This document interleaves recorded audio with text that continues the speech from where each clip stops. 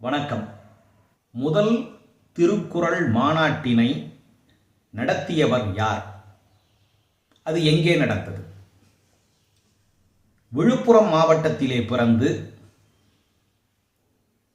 திருக்குறளை பரப்புவதை மட்டுமே தம்முடைய வாழ்நாள் நோக்கமாக கொண்டு செயலாற்றிய திருக்குறளார் என்று அனைவராலும் மதித்து போற்றப்படுகின்ற பெருமைக்குரிய முனுசாமி அவர்கள் 1941 ஆண்டு சேலத்திலே முதல் திருக்குறள் மாநாட்டினை நடத்தினார்.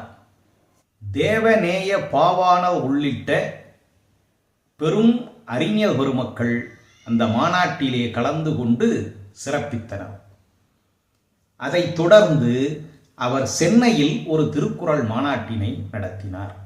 திருக்குறளுக்காக குறள் மலர் என்ற வார ஏட்டினை வெளியிட்டு பெரும்பணியாற்றியவர் திருக்குறளார் முனுசாமி அவர்கள்.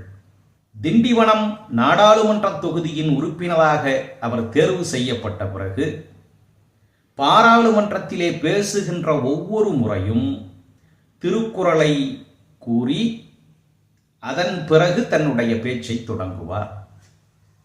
திருக்குறள் தெளிவுரை, திருக்குறள் அதிகார விளக்கம், வள்ளுவர் உள்ளம், வள்ளுவர் காட்டிய வழி என்று திருக்குறள் தொடர்பாக பல்வேறு சிறந்த நூல்களை வெளியிட்டுள்ளவர் திருக்குறளார் அவர்கள்.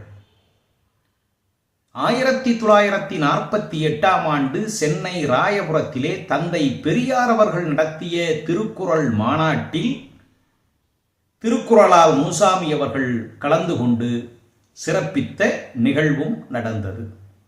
குறட்பயன் கொள்ள நம் திருக்குறள் முனுசாமி சொல் கொள்வது போதும் என்று புரட்சிக்கவி பாவேந்தர் பாரதிதாசனால் பெருமைப்படுத்தப்பட்டவர் திருக்குறளார் அவர்கள். நன்றி, வணக்கம்.